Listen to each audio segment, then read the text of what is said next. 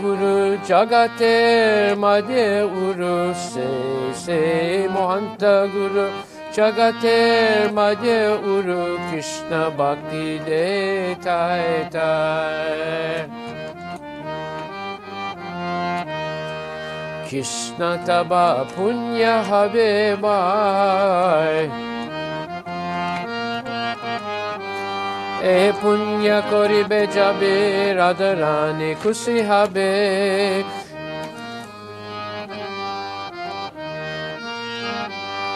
Dhruva ati bole to mata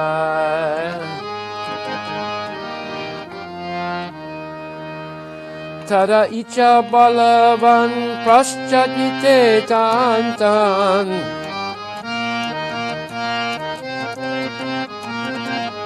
Tara icha balavan praschatyate tantan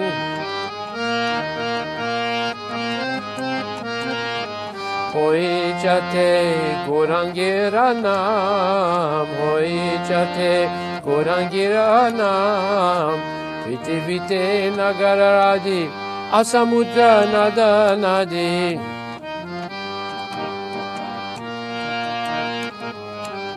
Sakale loe Krishna nam Krishna taba punya habe bhai E punya koribe jabe Radharani kushi habe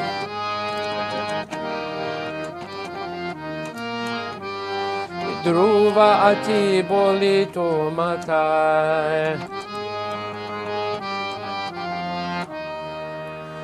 Tahale ananda hoy tabe hoy digvijay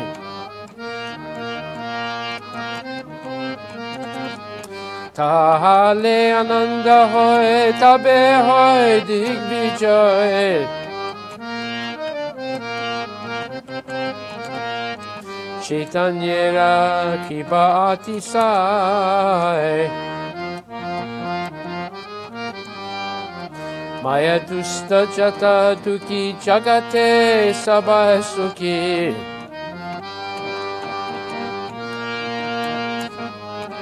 Vaishnavera icha purna hoy Krishna taba punya habe bhai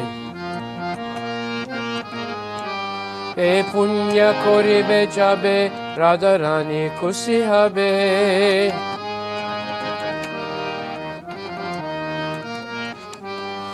Dhruva ati boli to matai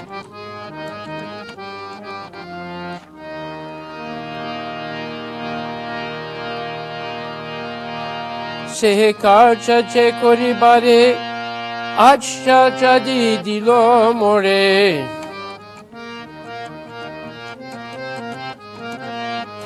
Se karcha che koribare Acha jadi dilo more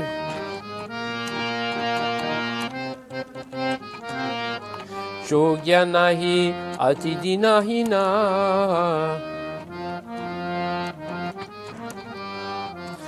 Tai se tomara kripa majite chi anurupa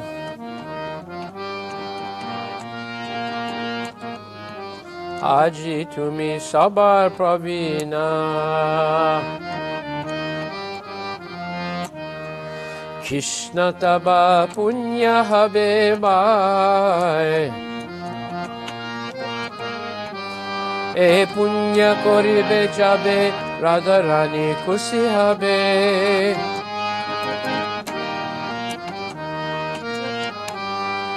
Dhruva ati boli to matai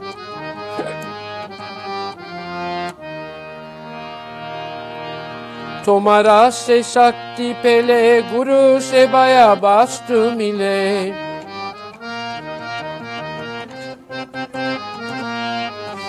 Tomara se shakti pele Guru se baya basta mile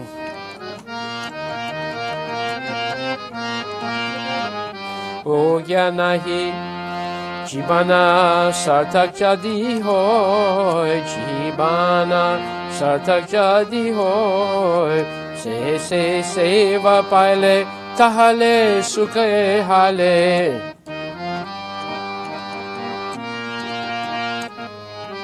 तब संग भाग्य ते मिलोय Krishna taba punya habebai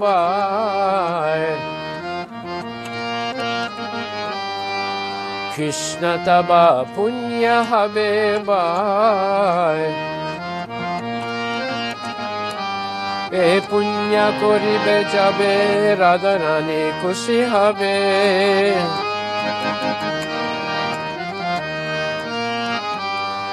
Dhruva ati boli to matai Evam yanam nipatitam prabhavahi kupe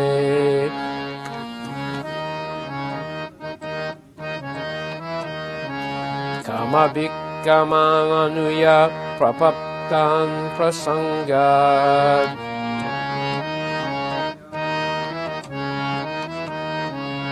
Kritavat masat surasina bhagavan grihita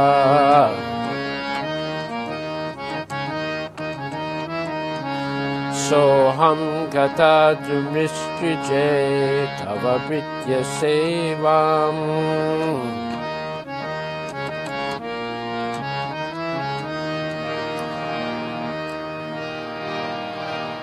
Tumi mora chirasati buliya maya rahati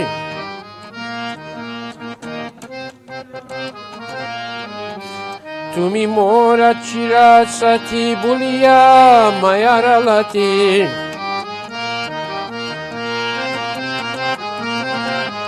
Dayachi janman janmantare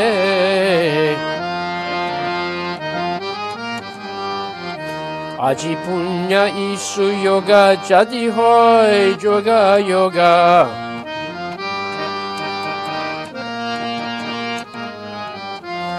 Tabe pare tuhe mile bare Krishna taba punya habebai E punya karibe jabe Radharani kushi habe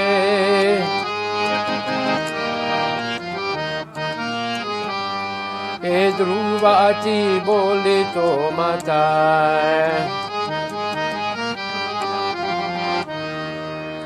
Tomara milane bai abar se sukha pae Gocharane guri dinabo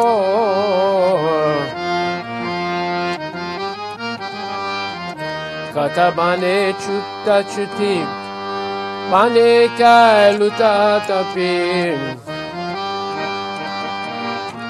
Kai luta pi Se dina kabe habe mo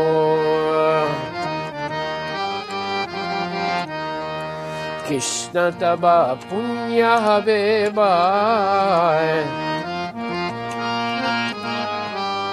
E punya koribe jabe radharani kushi habe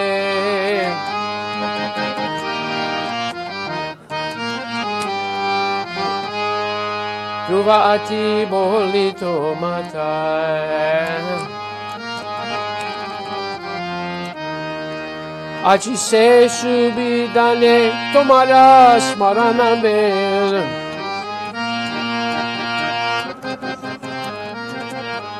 Baro sasa takilam tai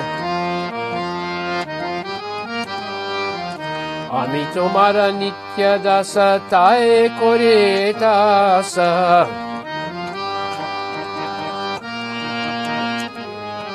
Tumi bina anya gati nae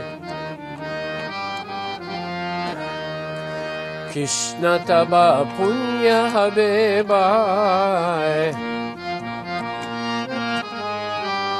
এ পুণ্য করিবে যাবে রাধারানী খুশি হবে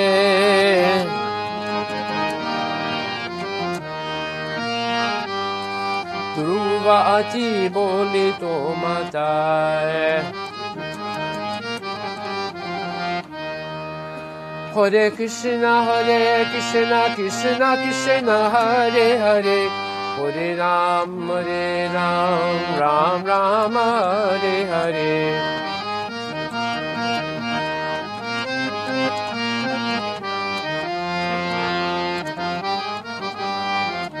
Hare Krishna Krishna Krishna Hare Hare Hare Rama Ram Ram Hare Hare Hare Krishna Krishna Krishna Hare Hare Hare Rama Ram Ram Hare Hare Hare Krishna Krishna Krishna Hare Hare Hare Ram Ram Rama Hare Hare Hare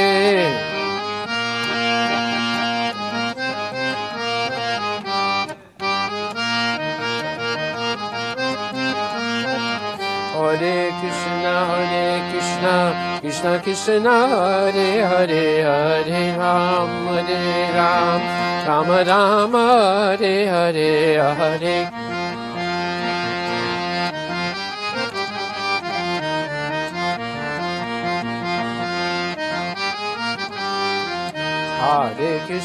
Hare Krishna Krishna Krishna Hare Hare Hare Rama Ram Ram Hare Hare Hare Krishna Krishna Krishna Hare Hare Hare Rama Ram Ram Hare Hare Hare Krishna Krishna Krishna Hare Hare Hare Rama Ram Ram Hare Hare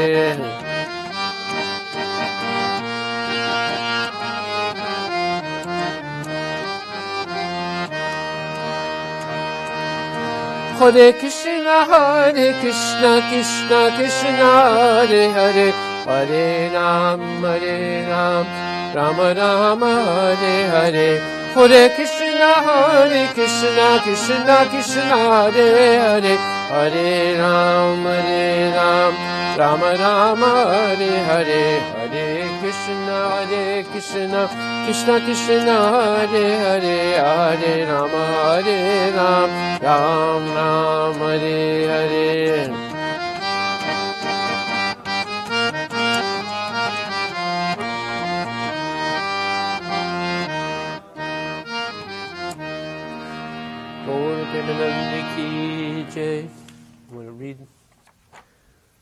I'm going to read the translation.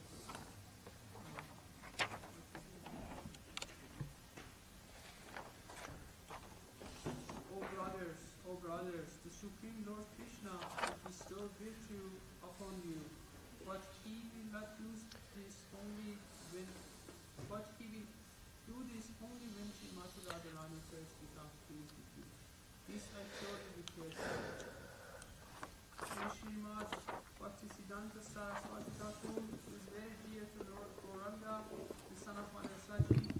He is unparalleled in his service to the Supreme Lord Sri Krishna.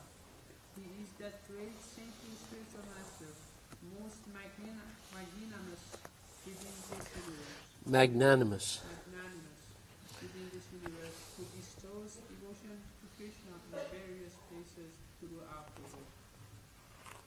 His desire is very powerful, and thus he is causing the whole name of Lord Gauranga to spread throughout all the countries of Western world. In all the cities, towns, and villages on the earth, extending to all the oceans, rivers, and streams, everyone may accept the whole name of Krishna. Thus, all directions will be conquered by a flood of transcendental ecstasy, flowing with the excessive mercy of Sri Chaitanya Mahaprabhu. When all the miserable living entities that have been corrupted by Maya become happy, then the Vaishnava's desire is fulfilled. Although my Guru Maharaj ordered me to accomplish this mission, I am unworthy to do it. Being very fallen and incompetent, that being the case, O Lord Krishna, your mercy is today arising in a befitting manner to make me become worthy, for you are the wisest of all. If you bestow your divine power, then one attains the factual substance, which is service to the spiritual master, and life becomes successful. If that service is obtained, then one becomes truly satisfied and ultimately receives your association due to good fortune. As is stated by Prahlad Maharaj in Lord Nrsimhadev in Srimad Bhagavatam, thus by associating with material desires one after another, I was following the general populace by falling into a blind well full of snakes. My dear Lord, O Supreme Personality of Godhead, then the great sage Narada Muni kindly accepted me as his disciple and instructed me how to achieve a transcendental position similar to his own. How can I ever leave the service of your servant? O Lord Krishna, you are my eternal companion. Forgetting you, I have suffered the kicking of Maya birth after birth. If today the chance to meet you occurs again, then surely I will be able to rejoin you. O my dear brother, in your company I will experience great joy once again. Wandering about the pastures and fields, I will pass the entire day with you in tending the cow, joking with you and frolicking throughout so many forests of Raj. I will roll up on the ground in spiritual ecstasy. When will that day be mine? Today, that remembrance of being with you came to me in a very nice way. Feeling great longing, I called out for you, O Lord Krishna. Only because I am your eternal servant do I desire your association so much. Except for you, I have no other refuge. Srila Prabhupada. Haribol.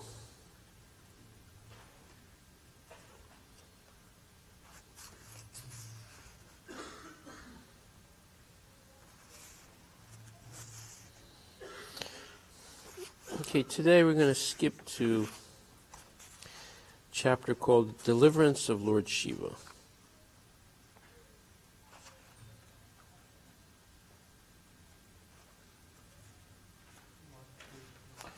Huh? Chapter 88 in the Krishna book. Deliverance of Lord Shiva.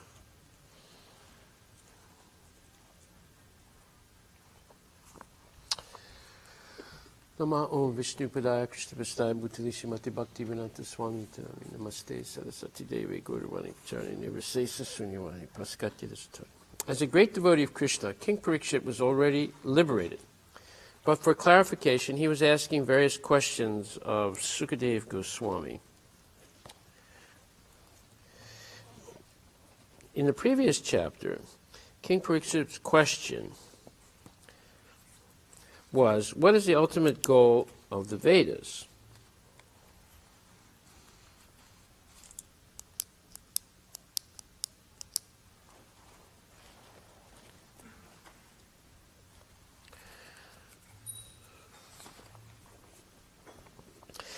And Sukadeva Goswami explained the matter, giving authoritative descriptions from the disciplic succession, from Sanandana down to Narayana Rishi, Narada, Vyasadeva, and Sukadeva himself. The conclusion was that devotional service, or bhakti, is the ultimate goal of the Vedas. A neophyte devotee may question, if the ultimate goal of life or the conclusion of the Vedas is to elevate oneself to the platform of devotional service, then why is it observed that a devotee of Lord Vishnu is generally not very prosperous materially, whereas a devotee of Lord Shiva, is found to be very opulent. In order to clarify this matter, Parikshit Maharaj asked Sukadeva Goswami, "My dear Sukadeva Goswami, it is generally found that those who engage in the worship of Lord Shiva, whether in human, demoniac, or demigod society, become materially very opulent. Although Lord Shiva himself lives like a poverty-stricken person. On the other hand, the devotees of Lord Vishnu, who is the controller of the goddess of fortune, do not appear very prosperous, and sometimes they are even found to be living without any material opulence at all. Lord Shiva lives under a tree or in the snow of the Himalayan mountains. He does not even construct a house for himself, but still the worshippers of Lord Shiva are very rich. Krishna, or Lord Vishnu, however, lives very opulently, whether in Vaikuntha or in the material world, but his devotees appear poverty-stricken. Why is this so?" Maharaj Parikshit's question is very intelligent. The two classes of devotees, namely the devotees of Lord Shiva and the devotees of Lord Vishnu, are always in disagreement. Even today in India, these two classes of devotees still criticize each other, and especially in South India, the followers of Ramanujacharya and the followers of Sankaracharya hold occasional meetings for understanding the Vedic conclusion. Generally, the followers of Ramanujacharya come out victorious in such meetings.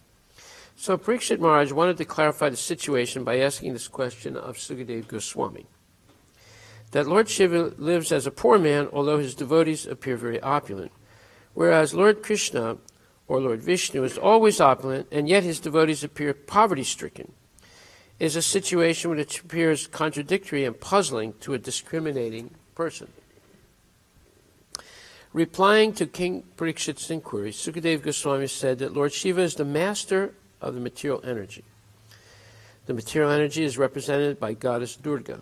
And because Lord Shiva happens to be her husband, Goddess Durga is completely under his subjugation. Thus, Lord Shiva is understood to be the master of the material energy. The material energy is manifested in three qualities, namely goodness, passion, and ignorance. And therefore, Lord Shiva is the master of these three qualities. Although he is in association with these qualities for the benefit of the conditioned soul, Lord Shiva is the director and is not affected. In other words, although the conditioned soul is affected by the three qualities, Lord Shiva, being their master, is not. From the statements of Sukadeva Goswami, we can understand that the effects of worshipping different demigods are not, as some less intelligent persons suppose, the same as the effects of worshipping Lord Vishnu. Sukadeva Goswami clearly states that by worshipping Lord Shiva, one achieves one reward, whereas by worshipping Lord Vishnu, one achieves a different reward. This is confirmed in the Bhagavad Gita. Yanti deva vritan deva pritin yanti pritivrita.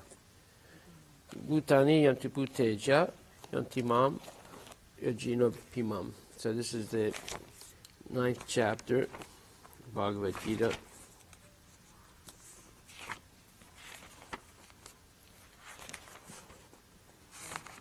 Huh? Which one? 9th chapter what? 9 what? No. No, it's 9th chapter, 25th verse. Those who worship the demigods will take birth among the demigods. Those who worship the ancestors go to the ancestors. Those who worship ghosts and spirits will take birth among such beings, and those who worship me will live with me. So this is Krishna speaking to Arjuna. In other words, one does not get the same result by worshiping anyone. One does not get the same result if they worship the devas as they do if they worship Vishnu or Krishna. However, it is a common statement amongst impersonalist followers of the Vedas who claim, you worship anything, you get the same result. So this is a direct contradiction of Krishna's statement here, 925. In the purport, His Divine Grace Bhaktivedanta Swami Prabhupada states, if one has any desire to go to the moon, the sun, or any other planet, one can attain the desired destination by following specific Vedic principles mentioned for that purpose, such as the process technically known as Darsha Purnamasi. These are vividly described in the fruitive activities portion of the Vedas, which recommend a specific worship of demigods situated in different heavenly planets. Similarly, one can attain the Pita planets by performing a specific yajna, or sacrifice. Similarly, one can go to many ghostly planets and become a yaksha, raksha, or pisacha. Pisacha worship is called black arts or black magic. There are many men who practice this black art, and they think that it is spiritualism, but such activities are completely materialistic. Similarly, a pure devotee who worships the Supreme Personality of Godhead only achieves the planets of Vaikuntha and Krishna Loka without a doubt. It is very easy to understand through this important verse that if by simply worshipping the demigods one can achieve the heavenly planets, or by worshipping the Pitas achieve the Pita planets, Pitas means ancestors, and by practicing the black arts achieve the ghostly planets, why can the pure devotee not achieve the planet of Krishna or Vishnu? Unfortunately, many people have no information of these sublime planets where Krishna and Vishnu live, and because they do not know of them, they fall down. Even the impersonalists fall down from the Brahma Jyoti. The Krishna consciousness movement is therefore distributing sublime information to the entire human society to the effect that by simply chanting the Hare Krishna mantra, one can become perfect in this life and go back home, back to Godhead.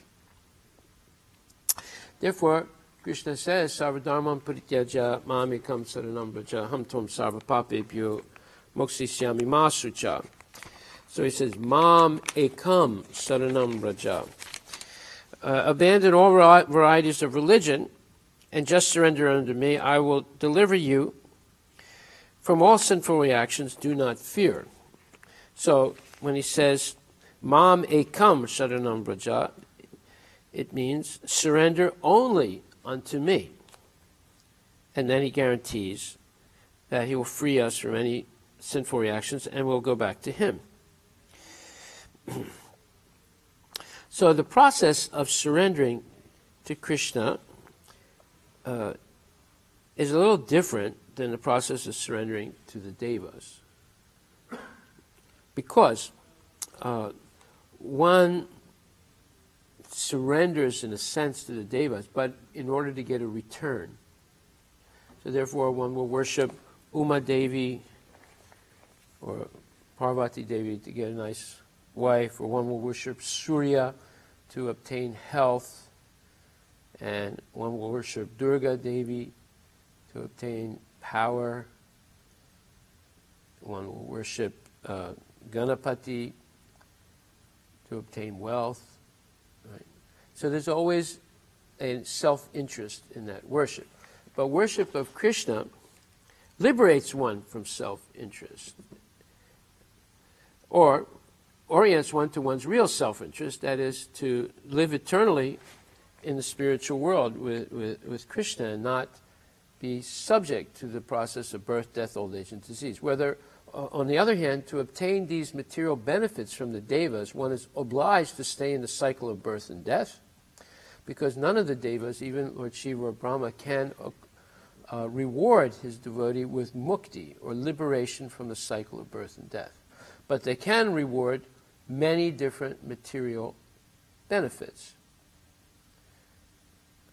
Wealth, beauty, fame, strength, knowledge, renunciation, so forth.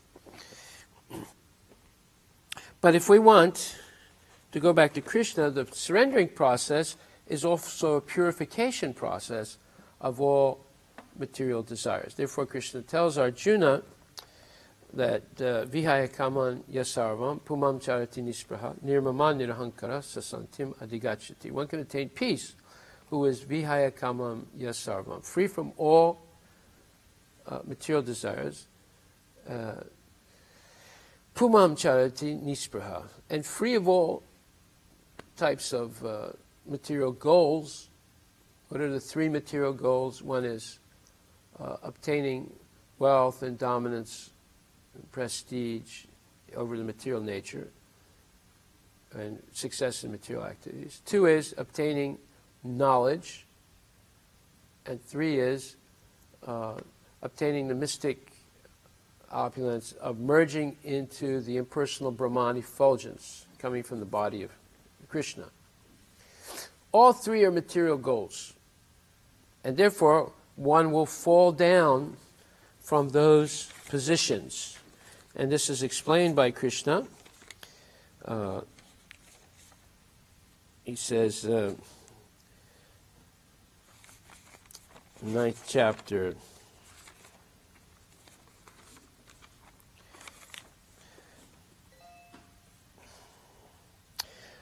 _24th verse, Aham hi sarva yagyanam bhuktacha prabhu evacha na tu mam abhijananti tatvinatas chiavanti te. I am the only enjoyer and master of all sacrifices. Therefore, those who do not recognize my true transcendental nature fall down. So someone who doesn't become a pure devotee of Krishna, but remains a mixed devotee, always worshipping for material benefit rather than for spiritual elevation, such people will never obtain the real goal of spiritual life. And this is explained also in the 9th chapter, Mogashi Moga Karmana, Moga Jnana Vicheta Saha, Rakshasim Asunim Chaiva, Pakritim Mohinim Shrita. Moga Jnana Vicheta Saha. Those who are thus bewildered are attracted by demonic and atheistic views. In that deluded condition, their hopes for liberation, their fruitive activities, and their culture of knowledge are all defeated. 9th chapter, 12th verse. What does this mean? Well, if you worship the devas, it's possible to become eventually a demon or an atheist. Why is that?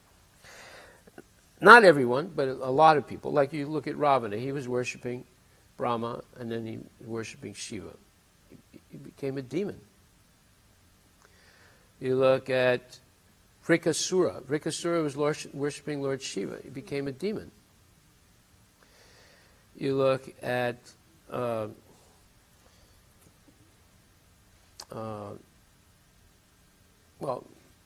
there are many people. You look at most of the Hindus today in India, they're becoming either atheistic or demoniac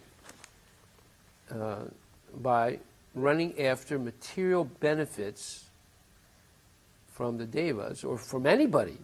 If they can get those material benefits from Microsoft, they worship Microsoft.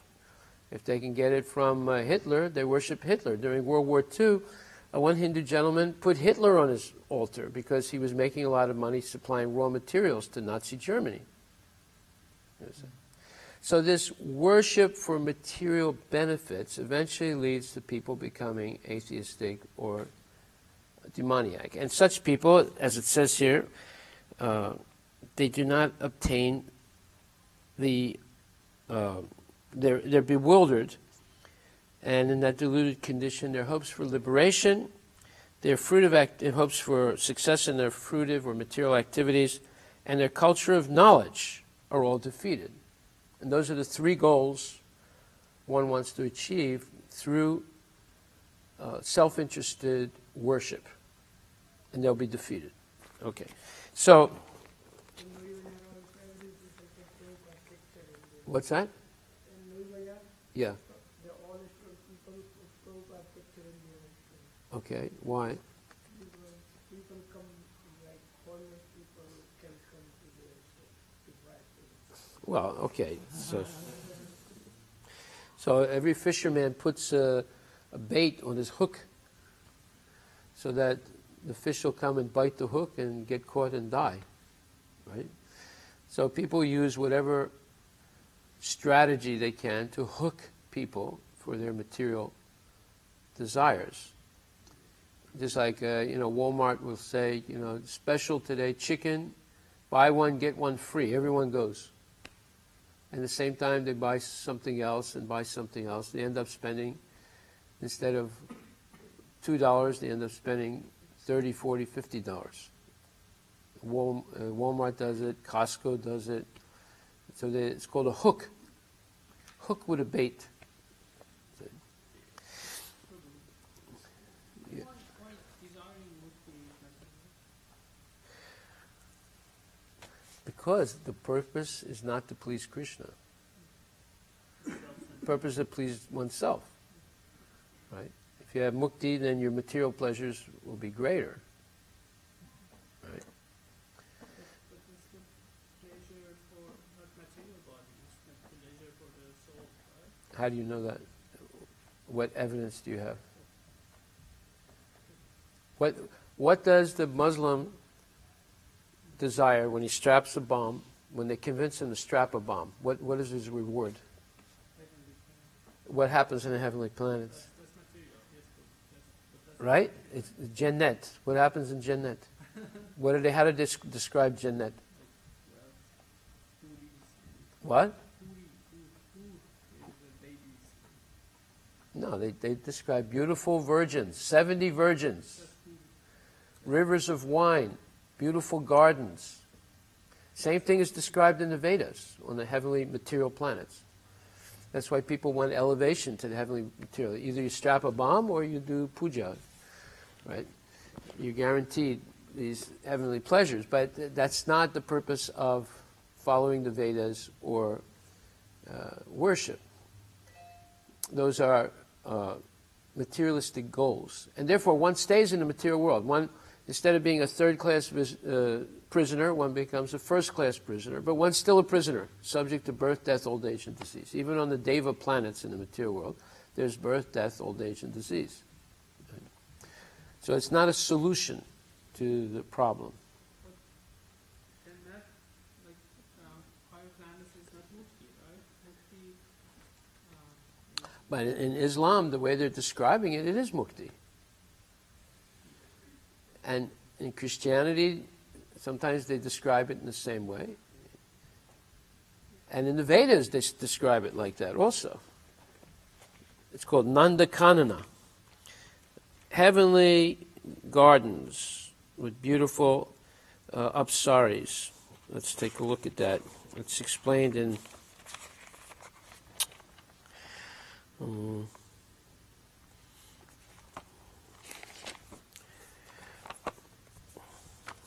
second chapter, verse number 42 and 43.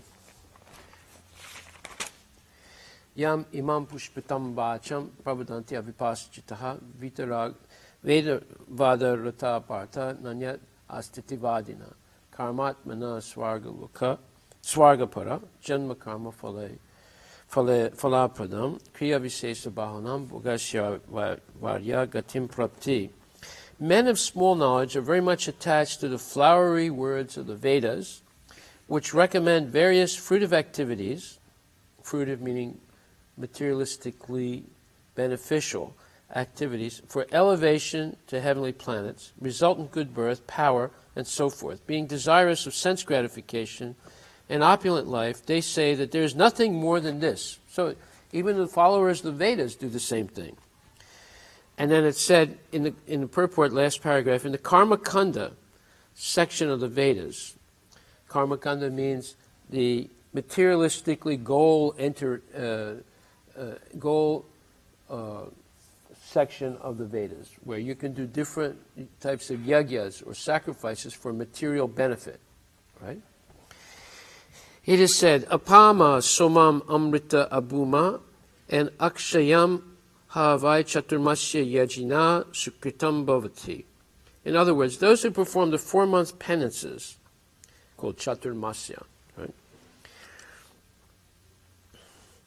become eligible to drink the somarasa beverages to become immortal and happy forever. They don't become immortal, but it seems like immortality for people who only live 100 years.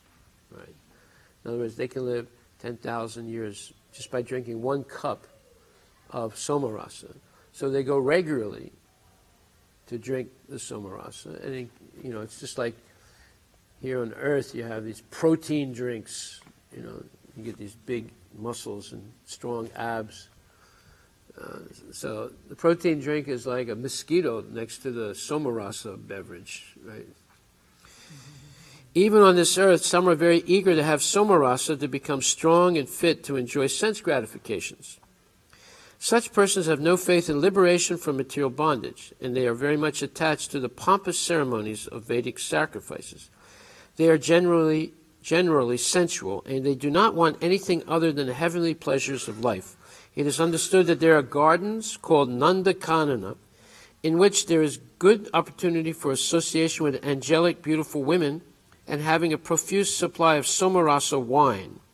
Such bodily happiness is certainly sensual. Therefore, there are those who are purely attached to such material, temporary happiness as lords of the material world. So there you are. This is where the Hindus and the Muslims come together. They're having a party up there, doing everything that's haram in this world, right? Up there it's not haram. They can dance with beautiful girls, drink the somarasa wine, engage in sense gratification. You see. So they put bomb, and then they say we can reach the goal, go to the... Yeah, why do you think they put a bomb? No, like, they can reach the goal, putting the bomb and die? Well, that's what they promised them. What they end up in Jahannam, in hell. But they're promised Jannat, heaven. But they cannot reach it. They're not gonna. You go and kill people indiscriminately, in a sneaky way. It's different than being a kshatriya. You have to face an equal enemy. You're both armed. You're on a battlefield, and one dies. One is victorious. The one that dies goes to Jannat. But you go and strap a bomb, walk into a marketplace where just people are walking around. Nobody is armed. No one knows what's happening. And you blow them up, you go to Jahannam. You go to hell. Yeah. But you've been promised heaven. Okay, so then the surrendering process is explained in 1866, Anukulyana Sankalpa Patikulyana Varjanam, Rakshisyaititi Vishvaso, Gotritre Varanam Tata, Atmaniksepa Karpanye, Sadvida, Sharanam Gati. So, there are 6 processes, or 6 symptoms of surrendering to the Lord, beginning with Anukulyasya Sankalpa, accepting everything that is positive, that is favorable for Krishna consciousness. And then, Pratikulyasya Varjanam, rejecting everything that is not favorable for Krishna consciousness. And then, Rakshisyaititi Vishvaso, accepting that Krishna is my only protector, not my gun, not my money, not my family, not my friends, not the politicians, not the army, not whatever. Only Krishna is my protector. Goptrite Varanam Tata.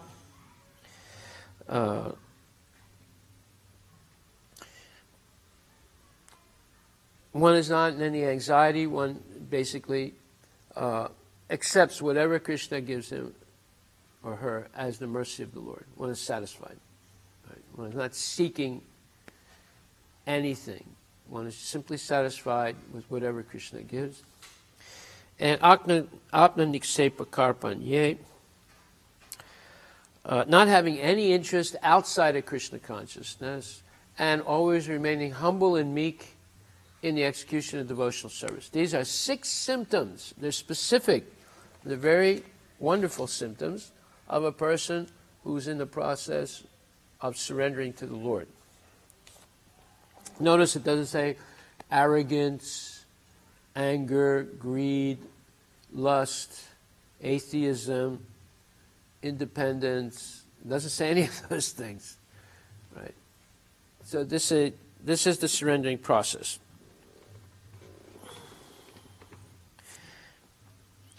And one should always think himself helpless and should consider Krishna the only basis for his progress in life. As soon as one seriously engages himself in devotional service to the Lord in full Krishna consciousness, at once he becomes freed from all contamination of material nature. There are different processes of religion and purificatory processes by cultivation of knowledge, meditation, and the mystic yoga system, etc. But one who surrenders unto Krishna does not have to execute so many methods.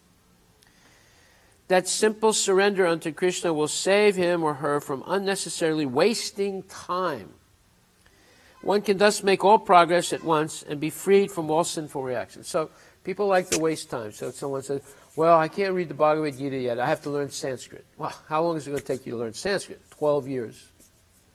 And there's no guarantee you'll go through the 12 years. So that's a nonsense statement. I have to first learn Sanskrit.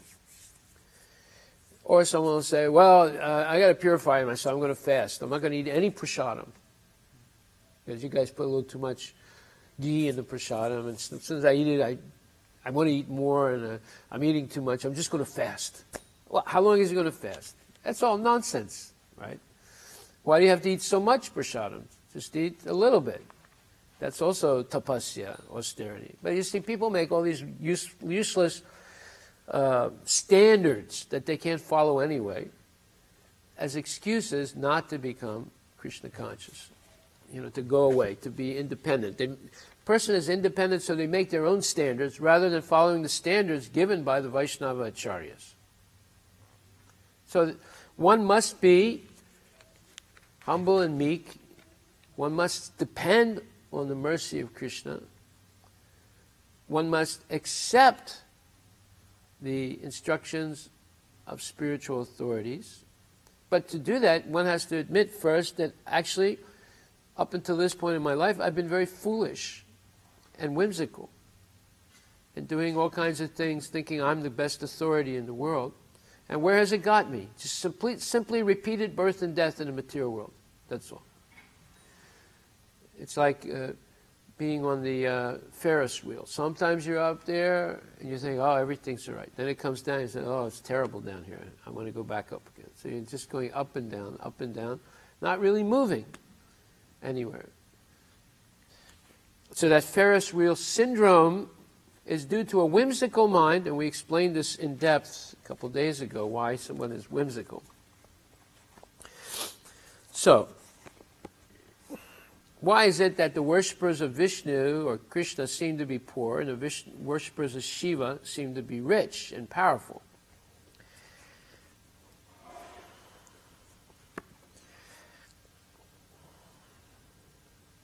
Replying to King Parikshit's inquiry, Sukadev Goswami said that Lord Shiva is the master of the material energy. Okay, we read that.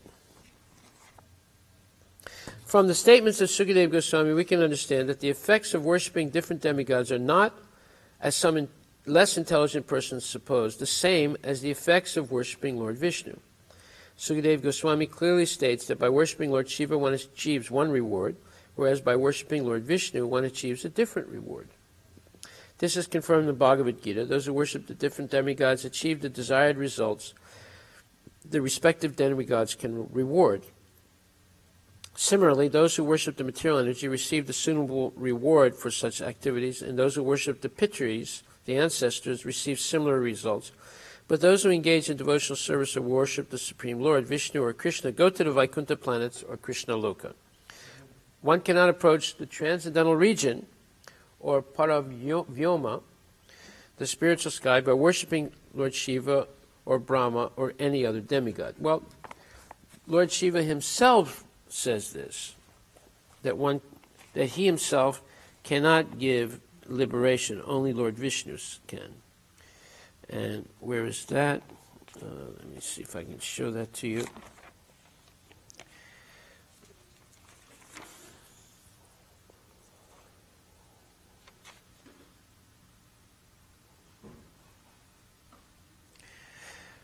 Okay, anyway, it's quoted, Mukti Pradata Sarve Sam.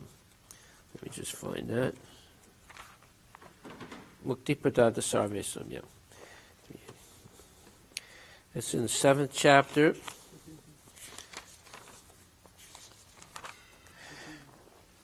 Yeah, 7th chapter, verse number 14. In the last paragraph of the purport, it says, Lord Shiva says, Mukti Pradata Sarve Sam, Vishnu eva na samsayaha. There is no doubt that Vishnu is the deliverer of liberation for everyone. And then in the Svatara Upanishad 3.8, it says, Tam eva viditva, where freedom is possible only by understanding Krishna. So in other words, both Brahma and Shiva, who are the top demigods, no one greater than them, are also under the influence of Maya. Only Vishnu is the master of Maya, therefore he alone can give release to the conditioned soul. Now, what does this mean? Because we just read, if I'm not mistaken, it says, Lord Shiva happens to be the husband of Durga. Goddess Durga is completely under his subjugation. Thus, Lord Shiva is understood to be the master of this material energy. The material energy is manifested in three qualities, namely goodness, passion, and ignorance, and therefore Lord Shiva is the master of these three qualities, although he is in association with these qualities for the benefit of the conditioned soul. Lord Shiva is the director and is not affected. In other words, although the conditioned soul is affected by the three qualities, Lord Shiva, being their master, is not. Well, he's not affected as much as the living entities are, of course. Compared to them, he's hardly or not affected at all. But he is slightly affected, whereas Lord Vishnu is totally transcendental. And this is going to come out in this story. That's the whole purpose of this chapter that we're reading. Since the material world is a product of the three qualities of material nature, all varieties of manifestations come from those three qualities. All varieties of manifestations. Everything you see, every living entity, is some mixture of the three qualities, goodness, passion, and ignorance. Every living entity, including trees and mountains and clouds and human beings and animals and insects. With the aid of materialistic science, modern civilization has created many machines and comforts, yet they are only varieties of the interactions of the three material qualities. Although the devotees of Lord Shiva are able to obtain many material acquisitions, we should know that such devotees are simply collecting products manufactured by the three qualities. The three qualities are again subdivided into 16, namely the 10 senses, 5 working senses, and 5 knowledge-acquiring senses. So the working senses and knowledge-acquiring senses. So the knowledge-acquiring senses are the eyes, ears, nose, tongue, skin. And the working senses are the arms, the legs, the tongue, the genital, and the anus. Okay. The mind, okay, that's the 11th. And then the 5 elements, earth, water, fire, air, and sky. These 16 items are extensions of the three qualities. Material happiness or opulence means gratification of the senses, especially the genitals, the tongue, and the mind. By exercising our minds, we create many pleasurable things just for enjoyment by the genitals and the tongue. The opulence of a person within this material world is estimated in terms of his exercise of the genitals and the tongue, or in other words, how well he is able to utilize his sexual capacities and how well he is able to satisfy his fastidious taste by eating palatable dishes. Material advancement of civilization necessitates creating objects of enjoyment by mental concoction just to become happy on the basis of these two principles, pleasures for the genitals and pleasures for the tongue. Herein lies the answer to King Parikshit's question to Sukadeva Goswami as to why the worshippers of Lord Shiva are so opulent. This is a brilliant explanation. So whenever you have Xbox, Connect, right, iPhone, iPad, and what's the third thing? iPad, iPhone, what's that, recorder thing? Huh? iTouch, whatever, all these things. They're simply mental concoctions, mental ideas that people transform into mechanical or electronic devices to increase sense gratification. So this is why the followers of Lord Shiva seem to be more opulent materially. They get all these gadgets and all these facilities for increasing sense gratification.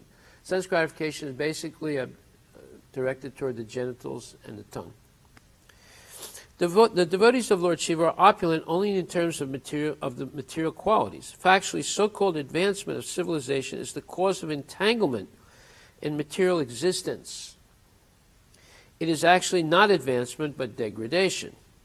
The conclusion is that because Lord Shiva is the master of the three qualities, his devotees are given things manufactured by the interactions of these qualities for the satisfaction of the senses. In the Bhagavad Gita, however, we get instruction from Lord Krishna that one has to transcend this qualitative existence, Nistraigunya Bhavarjuna.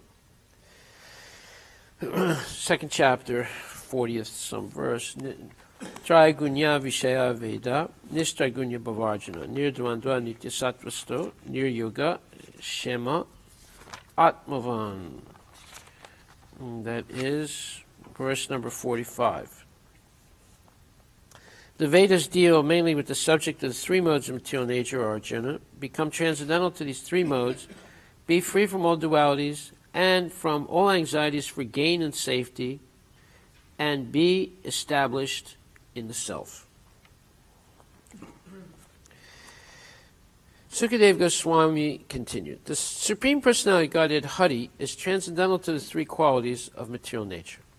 In the Bhagavad Gita, the Lord states that anyone who surrenders unto him surpasses the control of the three qualities of material nature. Mam chayo vibhicharena bhakti yogena sevate sagunam samatityaitan brahmabhuyaya kalpate. In the Bhagavad Gita, 14th chapter, 27th verse. In the Bhagavad Gita, therefore, since Hari's devotees are transcendental to the control of the three material qualities, certainly he himself is transcendental. In Srimad Bhagavatam, it is therefore stated that Hari, or Krishna, is the original Supreme Personality. There are two kinds of prakritis, or potencies, namely the internal potency and the external potency, and Krishna is the overlord of both. So that means the external potency is the Maya potency, or the material nature, of which Lord Shiva presides over that by virtue of being the husband of Durga Devi, who's in charge of it, controlling it. But Krishna is the overlord of both the internal spiritual potency and the external material potency. He is Sarvadrik, the overseer of all the actions of the internal and external potencies. And he is also described as Upadrasta, the supreme advisor, because he's seeing everything. Upadrastanu mantra cha bharta bhukta maheshwara paramatmeti chapi yukte dehesmin purushak para. It's the 13th chapter of Bhagavad Gita. Krishna is described as Upadrasta, the overseer. And because he is the supreme advisor, he is above all the demigods who merely follow the directions of the supreme advisor.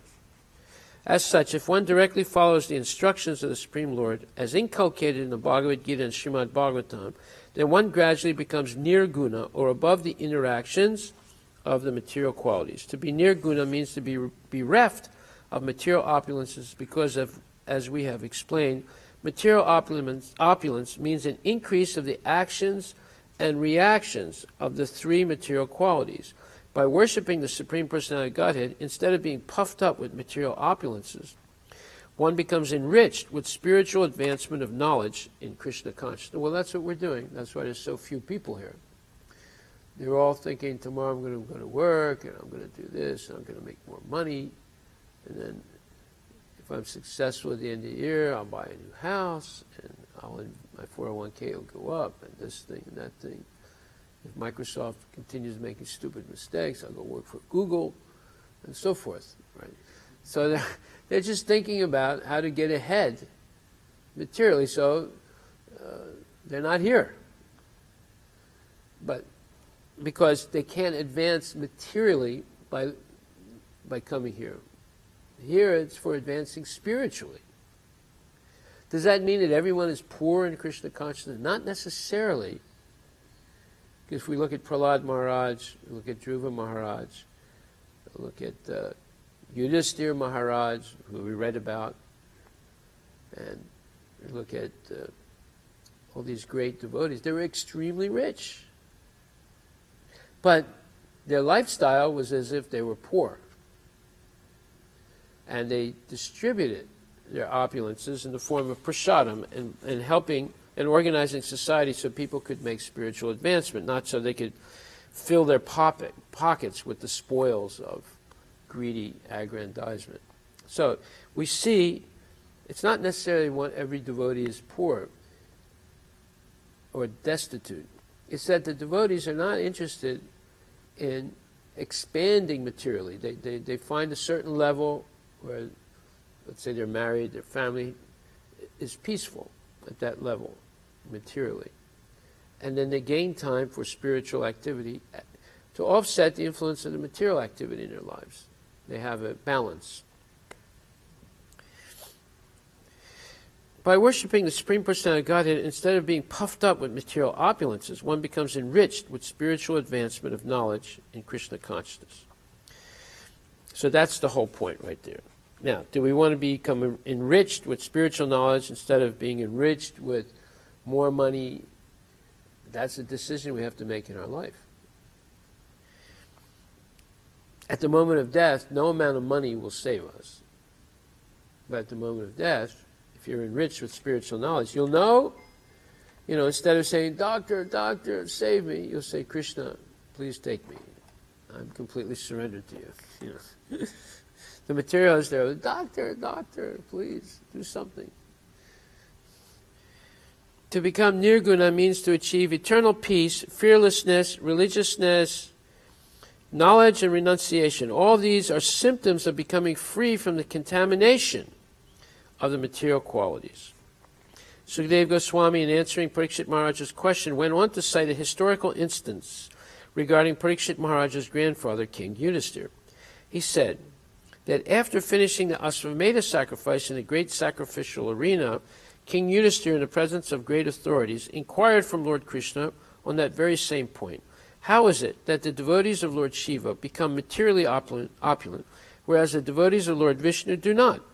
Sukadeva Goswami specifically referred to King Yudhisthira as your grandfather, so that Maharaj Parikshit would be encouraged to think that he was related to Krishna and that his grandfathers were intimately connected with the Supreme Personality of Godhead. Now, don't forget that Yudhisthira himself was extremely wealthy. He was the king of the whole world during his time. There was one world government 5,000 years ago. He was the king of the whole thing. So he's asking, how come it looks like the devotees of Krishna are destitute and the devotees of Shiva are opulent? Although Krishna is always satisfied by nature, when Maharaj Yudhisthira asked this question, the Lord became even more satisfied, because this question and its answer would bear a great meaning for the entire Krishna-conscious society. No, see, this is the way you answer a question. You don't say, well, I think like this, or my opinion is. No. One refers to a previous time when this question was answered by much higher authorities. And here the highest authority, Lord Krishna, is going to answer this question because it was asked to him by Yudhisthira Maharaj 5,000 years ago. So now, Sukadeva Goswami, who's been asked this question by Parikshit Maharaj, the grandson of Yudhisthira, he's going to answer it by referring back to a greater authority than himself, and that's Lord Krishna. Whenever Lord Krishna speaks about something to a specific devotee, it is meant not only for that devotee, but for the entire human society. Well, he speaks Bhagavad Gita for Arjuna, but it's meant for all of us. That's why we're reading it today. Instructions by the Supreme Personality of Godhead are important even to Lord Brahma, Lord Shiva, and other demigods.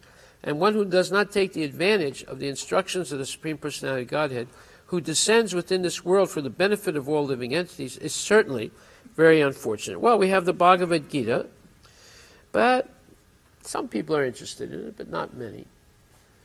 They're more interested in, Microsoft certification, how to win friends and influence people, how to get ahead on the stock market, how to become a millionaire in 3 weeks by flipping houses. Those are the books that they're reading.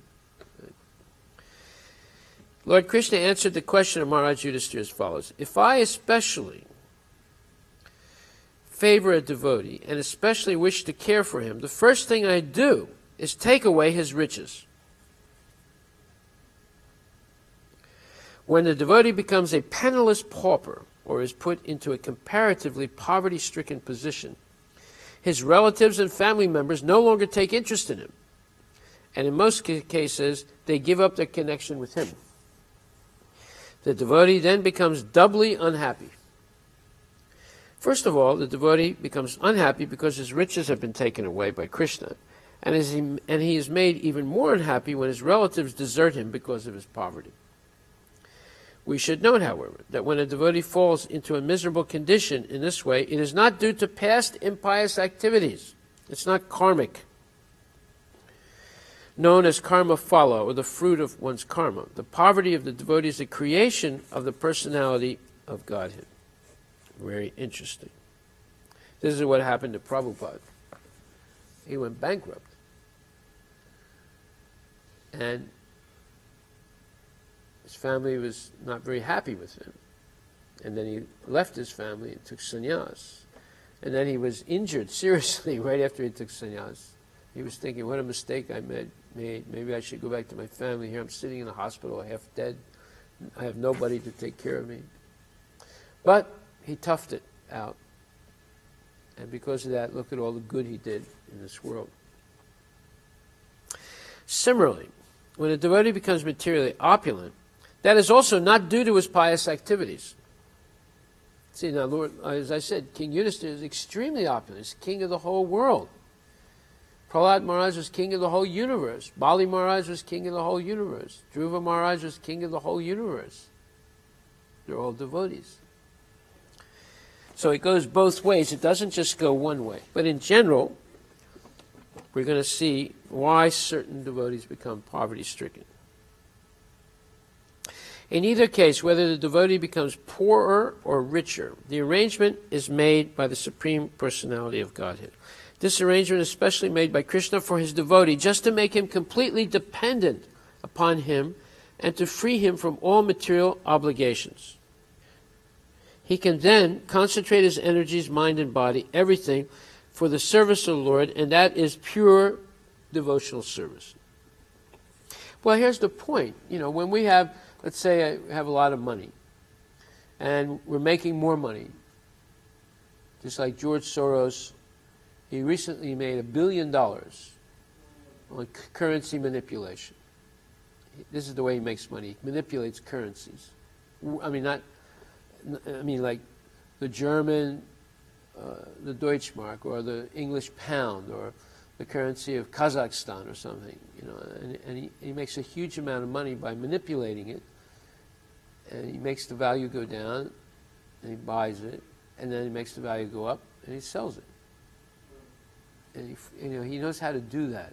He has enough money to do that. Right? So, if you call him up and say, hey, George, would you like to come to Bhagavad Gita class? He says, no, I have too many important things to do. I'm manipulating the currency of Kazakhstan, an entire country of millions of people. Say, Jai Shri Shri Radha Nilamadava Ki Jai.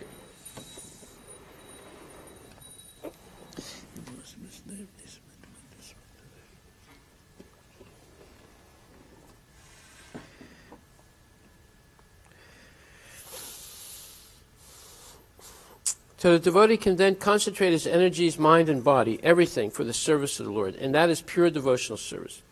In the Narada Pancharatra, it is therefore explained, Sarvapadi Vimnir Muktam, which means being freed from all designations.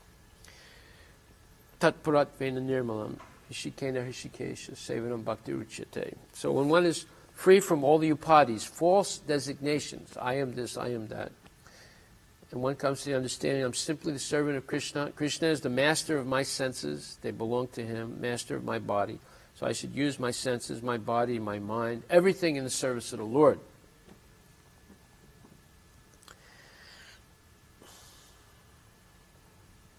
So being freed from all designations. Works performed for family, society, community, nation, or humanity are all designated. I belong to this society, I belong to this community, I belong to this nation, I belong to this species of life. Such identities are all merely designations. Just like there was a blind boy, his name was given Padma Lochan. Well, Padma Lochan means the boy with the beautiful eyes. But how does that designate him? His eyes are blind. It's just a designation. It has nothing to do with his real situation. Right?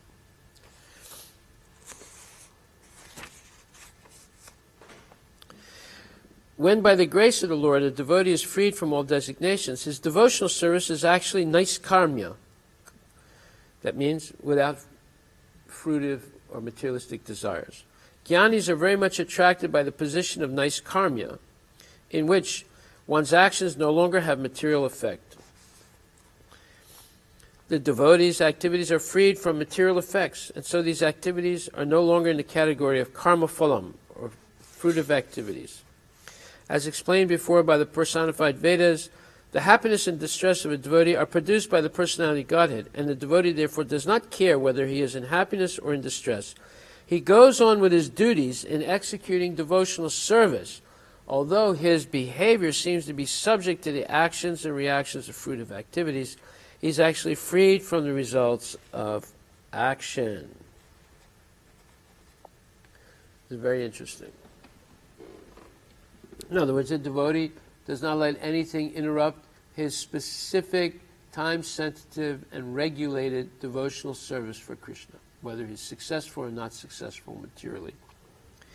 It may be questioned why a devotee is put into such tribulation by the personality Godhead. The answer is, this kind of arrangement by the Lord is just like a father's sometimes becoming unkind to his sons. Because the devotee is a surrendered soul and is taken charge of by the Supreme Lord, whatever condition of life the Lord puts him in, whether one is of distress or happiness, it is to be understood that behind this arrangement, behind this arrangement is a large plan designed by the personality of Godhead. Yeah, that's why Atma Niksepa Karpanya, or Rakshishya Gotritve, one accepts whatever happens as the mercy of the Lord. That's a sign of surrender, whether they're successful or whether they fail. They understand the Lord has his plan. Goptritve Varanam Tata. One accepts everything as the mercy of the Lord. So there's no need of thinking how one should keep the body and soul together. Krishna will see to that. That's this Goptritve Varanam Tata. One should always think himself helpless and should consider Krishna the only basis for his progress in life. So these are symptoms of surrender to the Lord.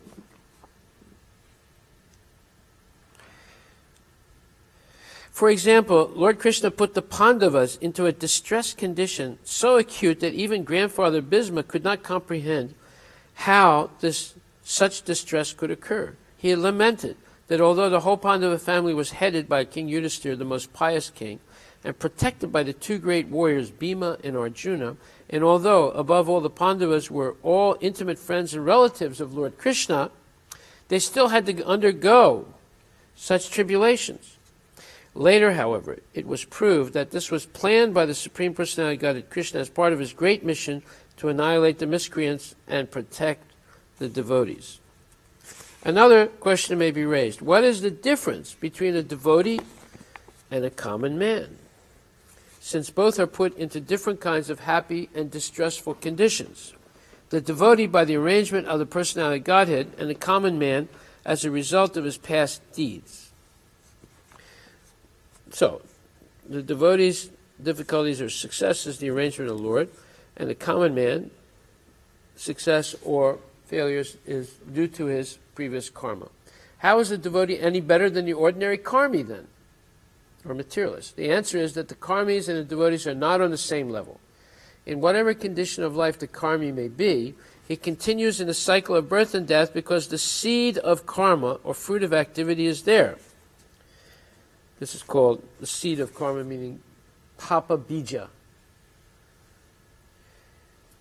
And it fructifies whenever there is an opportunity.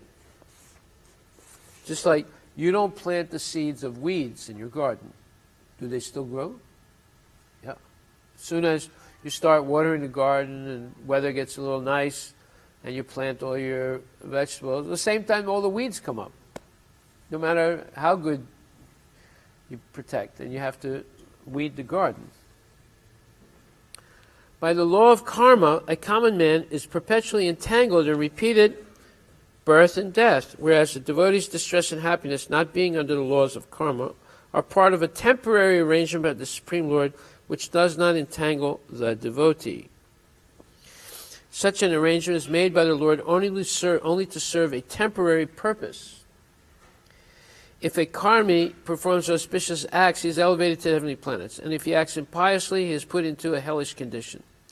But whether a devotee acts in a so-called pious or impious manner, he is neither elevated nor degraded, but is transferred to the spiritual kingdom.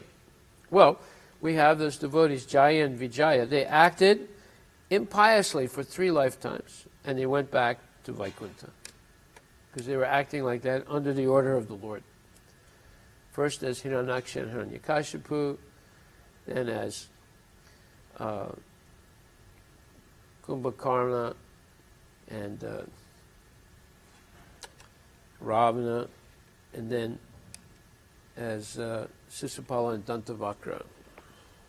Therefore, a devotee's happiness and distress and a karmi's happiness and distress are not on the same level. This fact is corroborated by a speech by Yamaraj to his servants in connection with the liberation of Ajamila.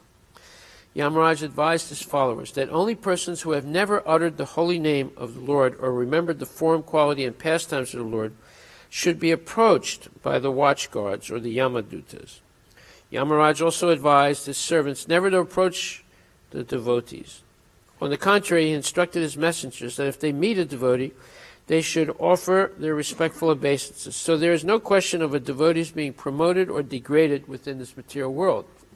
As there is a gulf of difference between the punishment awarded by the mother and the punishment awarded by an enemy, so a devotee's distress is not the same as the distress of a common karmi. Here, another question may be raised. If the Supreme Lord is all-powerful, why should he try to reform his devotee by putting him in distress? The answer is that when the Supreme Personality of Godhead puts his devotee in distress, it is not without purpose. Sometimes the purpose is that in distress, a devotee's feelings of attachment to Krishna are magnified. That's the point. For example, but he says sometimes. When Krishna, before leaving the capital of the Pandavas for his home, asked Kunti Devi for permission to leave, she said, "My dear Krishna, in our distress, you were always present with us. Now, because we have been elevated to a royal position, you are leaving us. I would therefore prefer to live in distress than to lose you." When a devotee is put into a situation of distress, his devotional activities are accelerated. Therefore, to show special favor to a devotee, the Lord sometimes puts him into distress. Besides that, it is stated that the sweetness of happiness is sweeter to those who have tasted bitterness. The Supreme Lord descends to this material world just to protect his devotees from distress. In other words, if devotees were not in a distressed condition, the Lord would not have come. As for his killing the demons or the miscreants, this can be easily done by his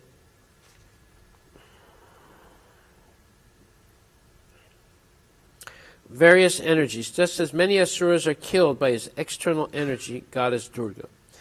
Therefore, the Lord does not need to come down personally to kill such demons, but when his devotee is in distress, he must come. Lord Nrsingadev appeared not in order to kill Hiranyakashipu, but to save Prahlada and to give him blessings. In other words, because Prahlada Maharaj was put into very great distress, the Lord appeared. When, after the dense dark night, there is finally sunrise in the morning, it is very pleasant. When there is scorching heat, cold water is very pleasant. And when there is freezing winter, hot water is very pleasant. Similarly, when a devotee, after experiencing the distress of the material world, relishes the spiritual happiness awarded by the Lord, his position is still more pleasant and enjoyable. Okay, well, we'll stop right there. This is a long chapter. We have many more pages to go. And are there any questions? Yes, sir. How do you draw the line? How can you say that a specific distress to a specific devotee, quote-unquote devotee, is it karma or is it Krishna's mercy? Is it just the way that the devotee should look at it, or is it in fact the dynamics of what happens? No, you have to look. In Sanskrit, it says phalena parichita. You judge from the result. So, when a devotee is put into distress, he becomes more interested in devotional service, more than he was before. So you can say, in that case, it's definitely a Krishna's mercy.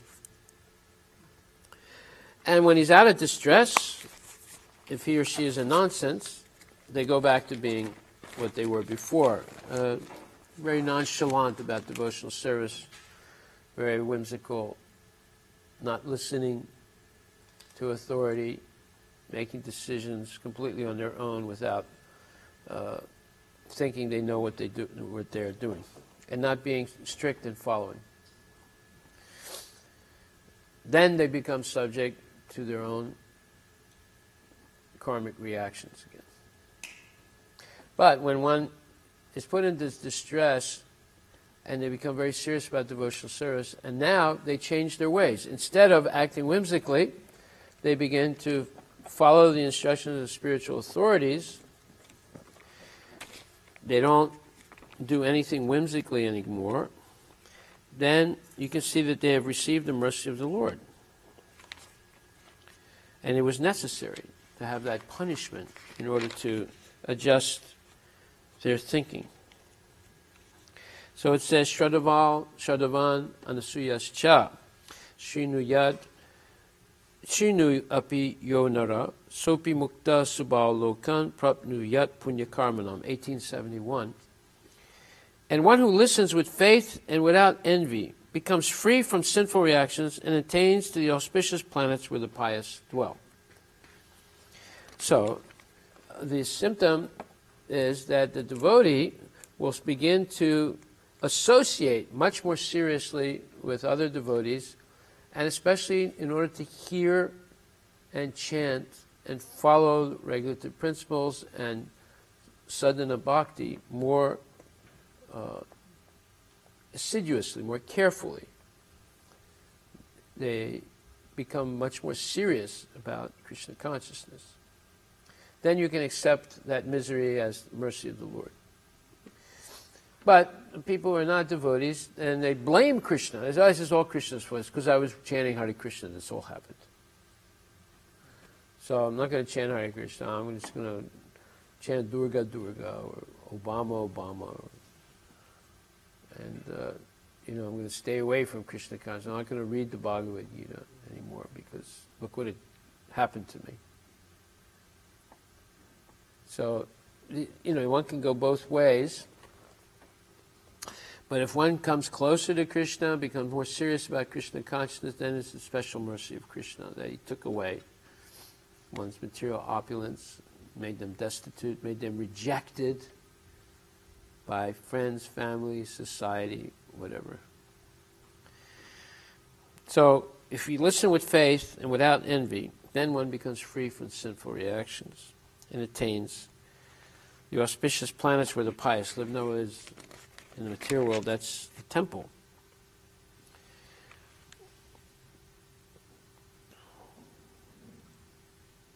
Okay. So how do you tell? You judge from the result. And if one becomes bitter and resentful, then they lose their chance of getting Krishna's mercy. But if one accepts it as the mercy of the Lord and uses the opportunity to become more serious about Krishna consciousness, then they have received this.